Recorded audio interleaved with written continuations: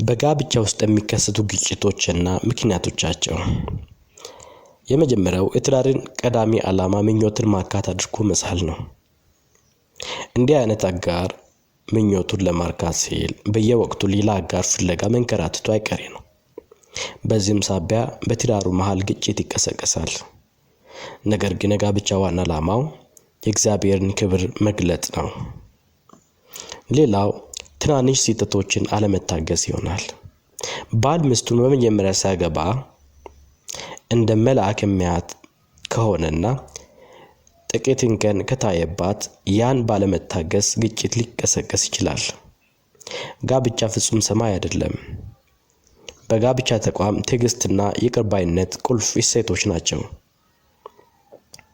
ከዚህ ቀጥሎ መራራቅ በጋብቻ መሃል ግጭት ሊቀሰቅስ ይችላል። ባልና ሚስት በስራ ምክንያትም ይሁን በሌሎች ጉዳዮች ሲራራቁ በመሃል ፈተና ሊጋረጥባቸው ይችላል። በአንደኛ ቆሮንቶስ ምዕራፍ 7 ቁጥር 5 ላይ ራሳችሁን ስለ አለመግዛት ሰይጣን እንዳይፈትናችሁ አብራችሁ ሁኑ ይላል። ዛሬም በሚዲያ ዘመን ከስልክና ከቲቪ በላይ ለግንኙነት ቦታ በመስጠት ትዳራችንን መጠበቅ ይኖርብናል። ከዚህ ቀጥሎ ሊበራል አመለካከት ነው። ይህ ልቅ አመለካከት በምዕራባውያን ዘንድ እጅግ ተቀባይነት ያለው አስተሳሰብ ሲሆን ባህልና እሴትን ሃይማኖትንም በማያገናዝብ መልኩ ሁሉ ነገር ትክክል ነው፣ አእምሮ ብቻ ካመነበት ክፉ የሚባል ነገር የለም በሚል ለኃጢአት ላይሰንስ ለመስጠት የሚንጠራሩበት ነው። ይህ አስተሳሰብ በዘመናችን እየተስተዋለ ያለ እጅግ አደገኛ አስተሳሰብ ነው። ከጋብቻ በፊት የነበረ አላግባብ ግንኙነት በትዳር መሃል ግጭት ሊያመጣ ይችላል። በአጋራቸው ብቻ እንዳይረኩ አይናቸውን እንዲያገላምጡ በግልብ ስሜት የሚነዳቸው ነው። በእርግጥ እግዚአብሔር ሁሉን አዲስ ማድረግ የሚችል አምላክ ነው። በመንፈስ ቅዱስ ካልተገራ ክፉ ልማድ እንደ ካንሰር ሊበቅል ይችላልና አላግባብ ግንኙነቶችን ቶሎ በእንጭጭነቱ ማስወገድ ተገቢ ነው። ሌላው ደግሞ በውሸት ወይም በፌክ ግንኙነት የተመሰረተ ትዳር። ለጊዜው ገንዘቡን ተጠቅሜ እጥለዋለሁ ወይም ገንዘቧን ተጠቅሜ እጥላታለሁ በሚል አጓጉል ፍላጎት ከተጋቡ በኋላ ወደ ውጪ ማዘንበል ሲዳዳቸው ግጭት ይፈጠራል። በውል የማታውቁት ሰው በህልሜ አየሁሽ፣ ጌታ አንቺን ለኔ ብሎሻል፣ ሌላም ቢላችሁ መጠንቀቅና ጀርባውን ማጤን ያስፈልጋችኋል።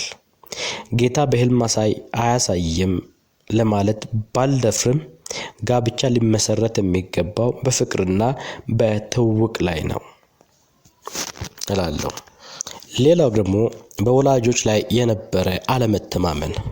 እናት ወይም አባት በትዳር ውስጥ አለመተማመን ሲኖርባቸው ይህ ክፉ መንፈስ ልጅ ላይ የመጋባት ሁኔታ ብዙ ጊዜ ይከሰታል። ሁሉም ልጅ በወላጆቹ ኢምፒዩሪቲ ምክንያት ይሰናከላል ለማለት ባይቻልም አብዛኛው ጊዜ ከጥስኑ ስር መውደቁ ይቀናቸዋል። ወላጆች ለልጆቻቸው የመጀመሪያ ትምህርት ቤት ናቸውና። የመጨረሻው ነጥቤ ደግሞ ቅጥ ያጡ ሮማንቲክ ፊልሞች ወይም ወሲብ ቀስቃሽ ፊልሞች። ሆሊውድ ፊልሞችን ተመልክቶ በአእምሮ መንፈሳዊነትን መቆጣጠር የሚችል ይኖራል ብዬ አልገምትም። አንዳንድ የፊልም ኢንዱስትሪዎች ሆን ተብለው የሰዎችን አኗኗር ለመጠምዘዝ በሰይጣን ካህናት የሚፈበረኩ ወጥመዶች ናቸው። በሶሻልም ሆነ በሜይንስትሪም ሚዲያ የምናየውን ነገር መምረጥ ይኖርብናል። መጽሐፍ ቅዱሳችን ምን እንድሰሙ ተጠበቁ ስለምን የምንሰማውና የምናየውን ነገር መምረጥ ይኖርብናል። ደሳለኝ ባላለው አመሰግናለሁኝ። ሌሎች ጠቃሚ መልእክቶችን ለመስማት ሰብስክራይብ